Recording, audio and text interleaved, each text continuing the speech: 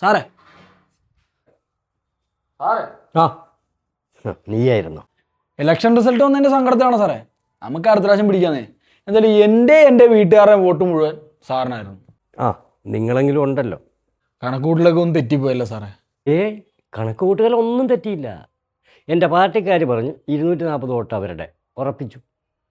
എൻ്റെ സമുദായക്കാർ പറഞ്ഞു 100 വോട്ട് അവരുടെ അതും ഉറപ്പിച്ചു. പിന്നെ ഞാൻ പഠിപ്പിച്ച പിള്ളേർ അവരുടെ ഒരു 100 വോട്ട് അതുറപ്പാണ്. പിന്നെ എൻ്റെ വാട്സാപ്പ് ഗ്രൂപ്പ് അവരുടെ ഒരു 100 വോട്ട്. ഇത്രയൊക്കെ കിട്ടിയാൽ ഞാൻ ജയിച്ചില്ലേ? ആഹാ, എന്നിട്ട് എത്ര കിട്ടി? ഇത് കണ്ടോ? ഇത് ഞാൻ രാവിലെ ഇവിടെ ബോറടിച്ചിരുന്നപ്പോൾ ഇട്ട മുട്ടയല്ല, ഇന്നലെ റിസൾട്ട് വന്നപ്പോൾ കിട്ടിയ മുട്ടയാണ്. വട്ട 0.